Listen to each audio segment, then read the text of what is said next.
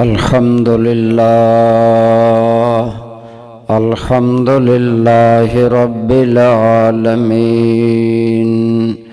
वस्सलातु वस्सलामु अला सय्यिदिल अंबिया'i व खातमिन नबिय्यीन व अला आलिहि व अस्हाबिहि अजमईन। अम्मा बाद फ़अऊज़ु बिल्लाहि मिनश शैतानिर रजीम बिस्मिल्लाहिर रहमानिर रहीम। इल्ला तंसुरूहु फ़क़द नसरहुल्लाहु is अख़रजहुल्लज़ीना कफ़रू सानिय स्नैनि is Huma fill ग़ार is यक़ूलु लिसाहिबिही ला तहज़न इन्नल्लाहा मअना फ़अंज़लल्लाहु सकीनतहु अलैहि व अय्यदहु बिजुनूदिन लम तरौहा व जअल कलिमतल्लज़ीना कफ़रुस्सुफ़ला व कलिमतुल्लाहि हियल उलिया वल्लाहु अज़ीज़ुन हकीम। सदक़ल्लाहु मौलानल अज़ीम। सदक़ व बल्लग़ना रसूलुहुन नबियुल उम्मियुल अमीनुल करीम। अल्लाहुम्मा सल्लि अला सय्यिदिना व मौलाना मुहम्मदिन व अला आलि सय्यिदिना व मौलाना मुहम्मदिन व बारिक व सल्लिम अलैहि। अस्सलातु वस्सलामु अलैका या सय्यदी या रसूलल्लाह व अला आलिका व अस्हाबिका या हबीबल्लाह।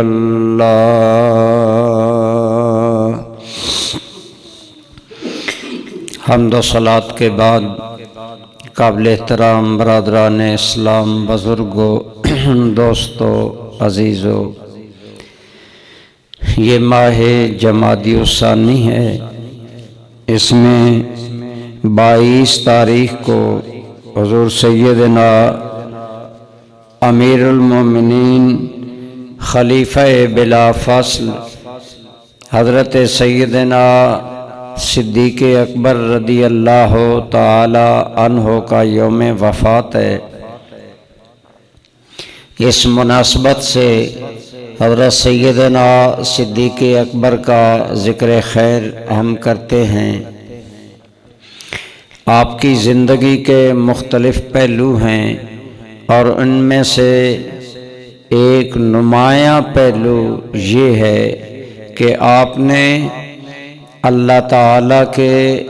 रसूल करीम सल्लल्लाहु अलैहि वसल्लम और अल्लाह के दीन के लिए वो कुर्बानियाँ दी जिनकी मिसाल नहीं मिलती। एक इंसान के पास चंद चीज़ें बड़ी महबूब और प्यारी होती हैं। मसलन हर इंसान अपनी जान से मोहब्बत करता है, अपने माल औलाद से मोहब्बत करता है, अपनी इज़्ज़त और वतन से मोहब्बत करता है। ये वो महबूब और पसंदीदा चीज़ें हैं जो हर आदमी को बड़ी महबूब होती हैं।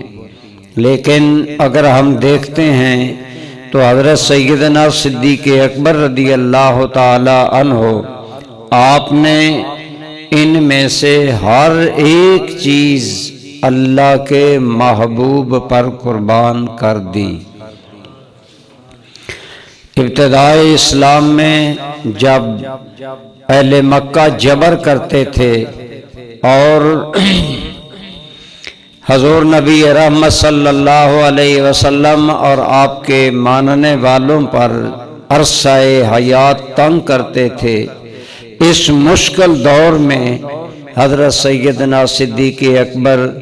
اپنی جان کی پرواہ کیے بغیر حضور نبی کریم کا ساتھ دیتے، اور اگر کوئی مشکل وقت آتا تو صدیق اکبر رضی اللہ تعالی عنہ حضور کی پوری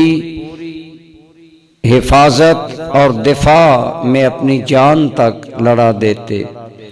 ایک دن آپ صلی اللہ علیہ وسلم حرم کعبہ میں نماز پڑھ رہے تھے کہ ایک کافر آیا اور دوسرے مشرکین کی شے پر اس نے اپنی چادر حضور رحمت عالم صلی اللہ علیہ وسلم کے گلے میں ڈالی اور بل دے کر آپ کو اس زور سے کھینچا کہ زمین پر آپ کو گرایا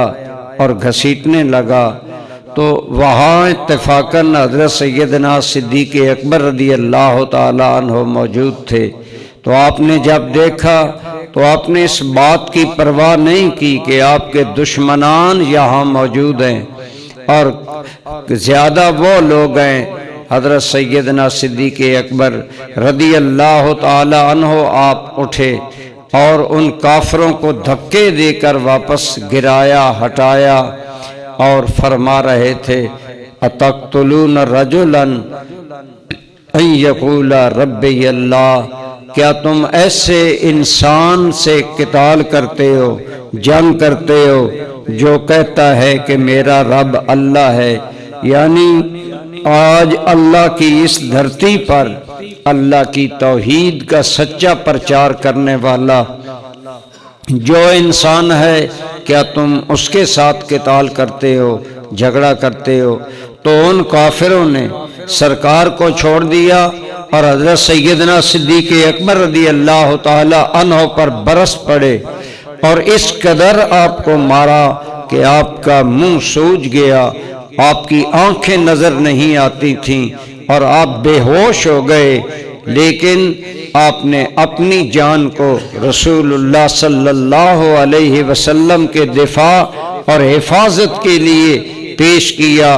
اور مد مقابل اور دشمن لوگوں کی کثیر تعداد بھی کی کوئی پرواہ نہ کی، اور آپ بے ہوش ہوئے، اور جب ہوش میں آئے تو منہ سے سب سے پہلا جو جملہ نکلا وہ یہ تھا کہ میرے آقا کریم کا کیا حال ہے؟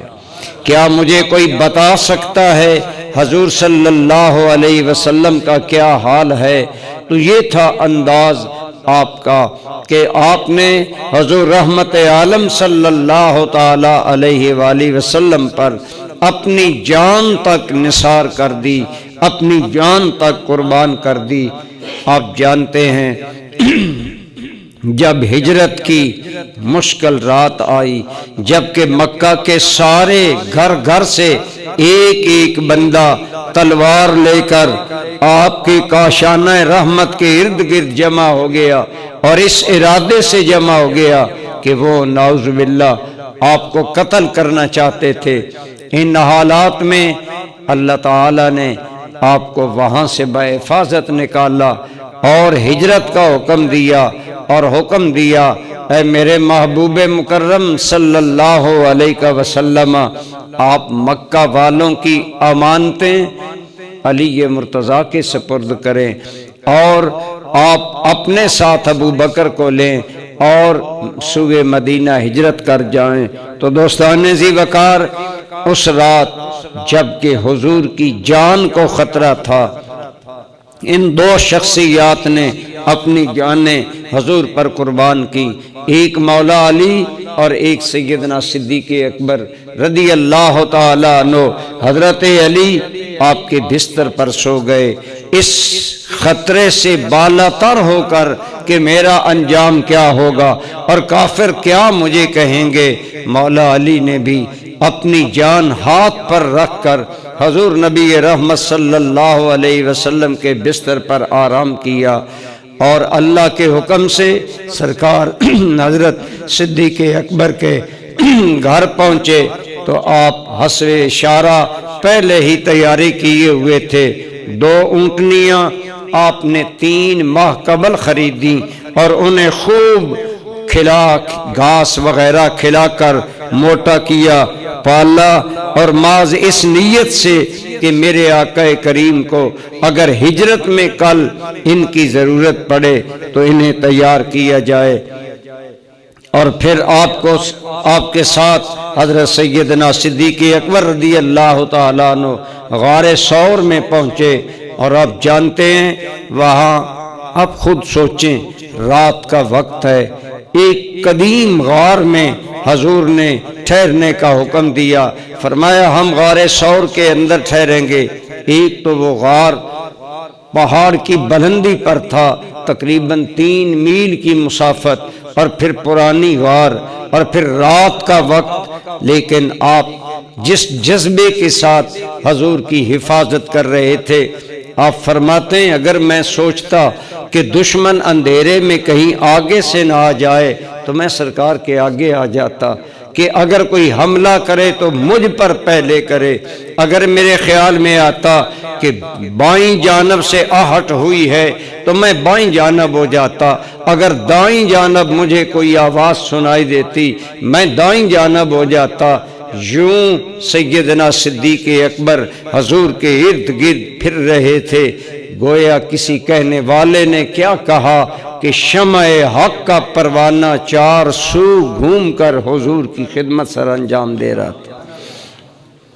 آپ نے فرمایا ہم غار ثور میں آرام کریں گے، اللہ کا یہی حکم ہے۔ تو غار ثور کی بلندی پر جانے کے لیے جب حضور نبی رحمت صلی اللہ علیہ وسلم چڑھنے لگے تو وہاں نوکیلے پتھر تھے۔ صدیق اکبر کے دل نے گوارا نہ کیا کہ میرے ہوتے ہوئے آپ صلی اللہ علیہ وسلم کے قدمین شریفین زخمی ہوں، تو عرض کیا یا رسول اللہ صلی اللہ علیہ وسلم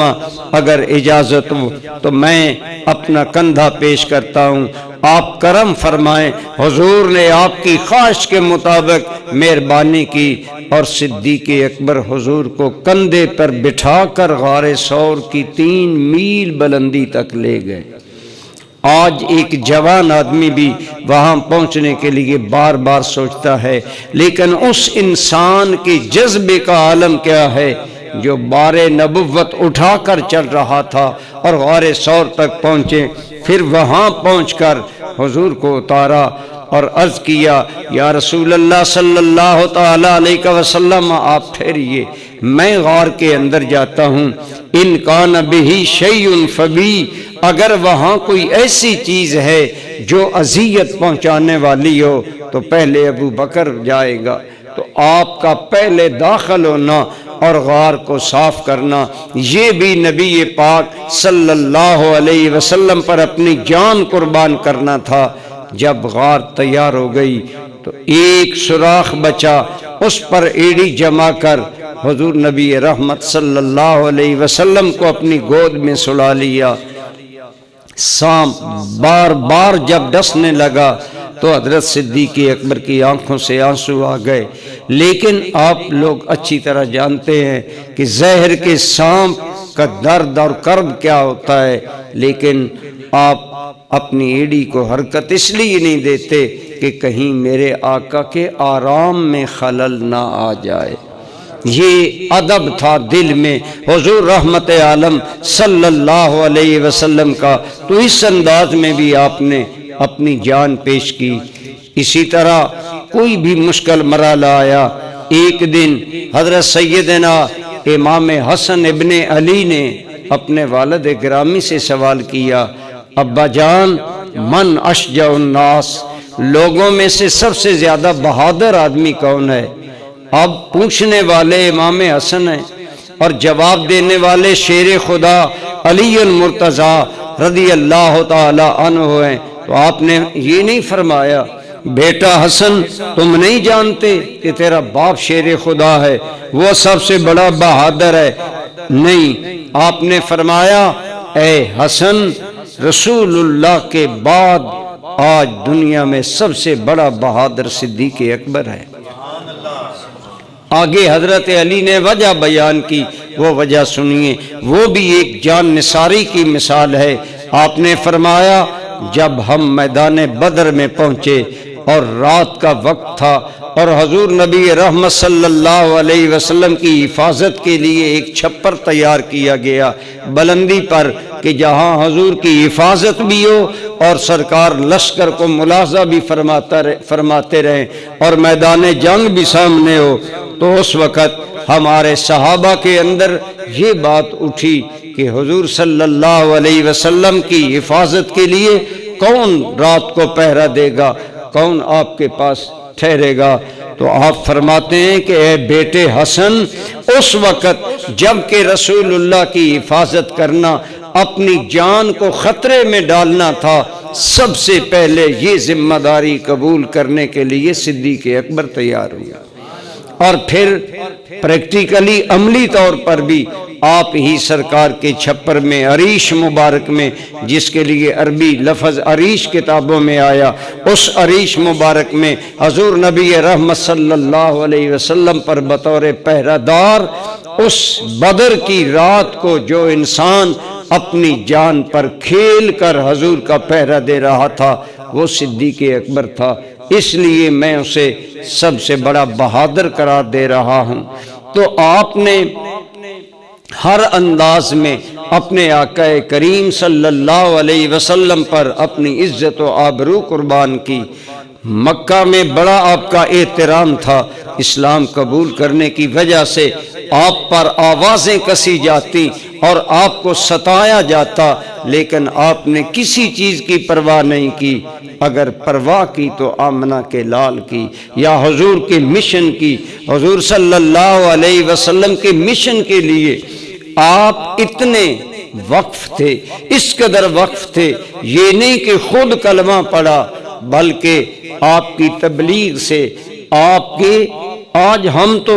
اس بات پر راضی ہیں کہ میں نمازی ہوں، لہذا ٹھیک ہے میں دیندار ہوں، کسی اور کو دین کی طرف لانے کی ضرورت نہیں، اور لوگوں کو دین کے قریب لانے کی ضرورت ذمہ داری علماء کی ہے، ہماری نہیں۔ لیکن صدیق اکبر جب حضور پر ایمان لائے تو دل و جان سے ایمان لائے، اور حضرت صدیق اکبر چونکہ خود امیر آدمی تھے، اپنے قبیلے کے سردار تھے، مالدار تھے، تاجر تھے، اس لیے آپ کی دوستی یوں کہہ لے کہ ہائی جینٹری سے تھی، جو مکہ کی کریم لوگ تھے ذہن کے اعتبار سے ان سے آپ کی دوستی تھی۔ تو آپ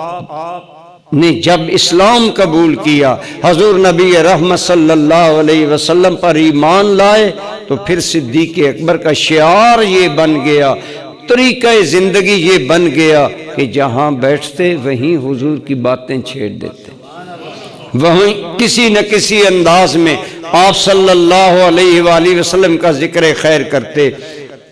اور آپ کی دعوت، آپ کی تبلیغ اور آپ کی متوجہ کرنے کی وجہ سے آج ہم دینی کام کے لیے کس قدر کاوش کرتے ہیں، بہت کم لوگ ملتے ہیں، ہم توجہ کم دیتے ہیں، لیکن حضرت سیدنا صدیق اکبر رضی اللہ تعالی عنہ، یہ آپ کی تبلیغ کا اعجاز تھا کہ آپ کی تبلیغ کے نتیجے میں جو لوگ ایمان لائے ان میں سے ایک ایک آدمی ایک پوری جماعت تھا، انہوں نے بہت بڑے کارنامے سر انجام دیے۔ آپ فرمائیں حضرت عثمان غنی کی شخصیت اسلام میں کس مقام کی تھی؟ آپ بہت بڑے مالدار تاجر تھے، حضرت عثمان غنی رضی اللہ تعالی عنہ جامع القرآن تھے، یہ تیسرے خلیفہ اور امیر المومنین تھے، اور یہ وہ انسان ہیں کہ جن کا بھرے مکہ میں شرافت اور حیا کا چرچا تھا۔ حضرت عثمان غنی ایمان لائے تو سیدنا صدیق اکبر کی تبلیغ سے،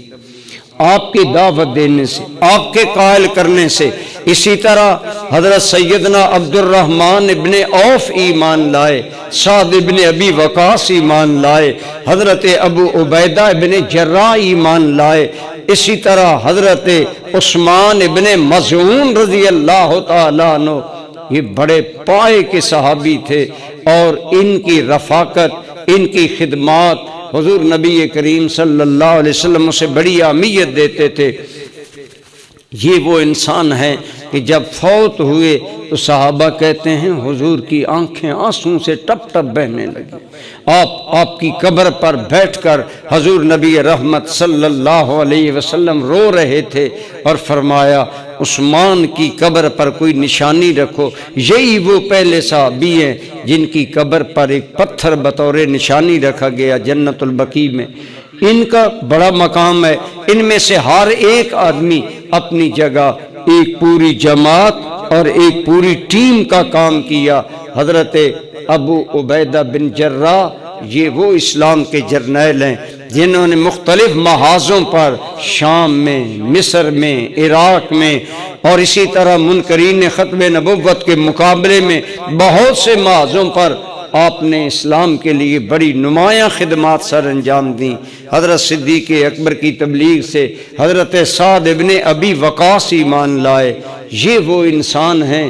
جنہیں پوری امت میں یہ شرف حاصل ہے کہ یہ بڑے تیر باز تھے۔ ان کا تیر کا نشانہ بہت اچھا تھا اور ایک جنگ میں حضور نبی رحمت صلی اللہ علیہ وسلم خود انہیں تیر پکڑا رہے تھے اور فرما رہے تھے ارم یا سعد فدا کا ابی و امی، اے سعد خوب کافروں پر تیر چلاؤ، میرے ماں باپ تجھ پر قربان جائیں۔ سارا جہان حضور کے بارے میں کہے میرے ماں باپ حضور پر قربان جائیں، اور حضور جسے کہیں میرے ماں باپ تجھ پر قربان جائیں، وہ سعد ابن ابی وقاص رضی اللہ تعالی عنہ ہیں۔ اور یہ ایمان لائے تو حضرت سیدنا صدیق اکبر کی تبلیغ سے، اور انہیں یہ شرف حاصل ہے کہ عراق اور ایران کی وہ عظیم حکومتیں جو دنیا میں بڑی پاورفل تھیں ان کے آپ فاتح ہیں۔ آپ کو فاتح عراق و ایران ہونے کا شرف حاصل ہے۔ اللہ تعالیٰ نے آپ کو یہ عزت، تو یہ بڑی بڑی شخصیات جن میں سے اکثر وہ ہیں جن کا نام لے کر حضرت طلحہ، حضرت زبیر، یہ وہ سارے لوگ ہیں جن کے نام لے کر حضور نے فرمایا یہ جنتی لوگ ہیں۔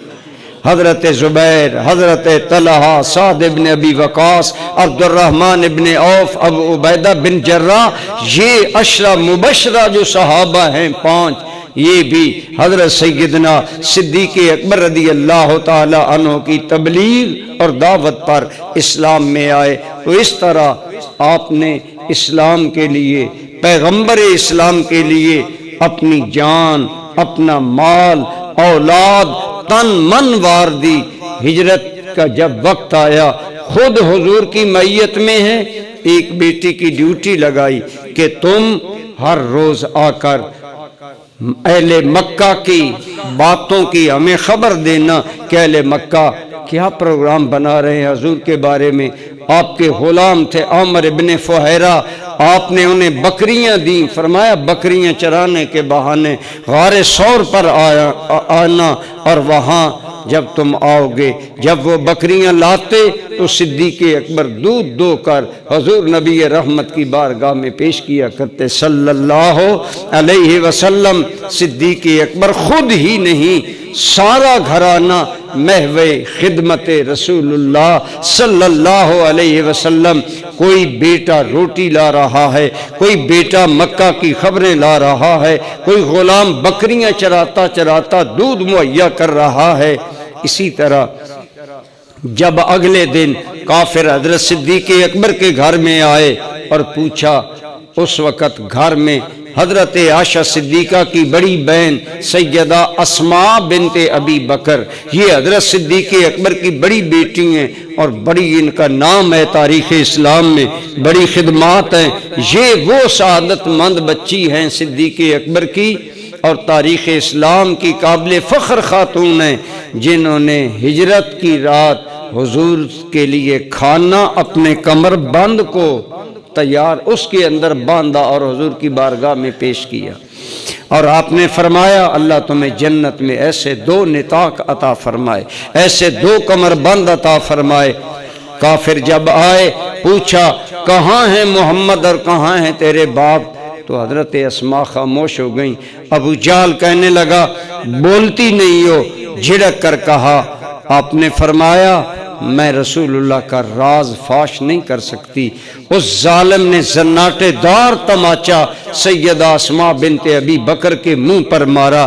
آپ چھوٹی تھیں اس وقت، گر گئیں، لیکن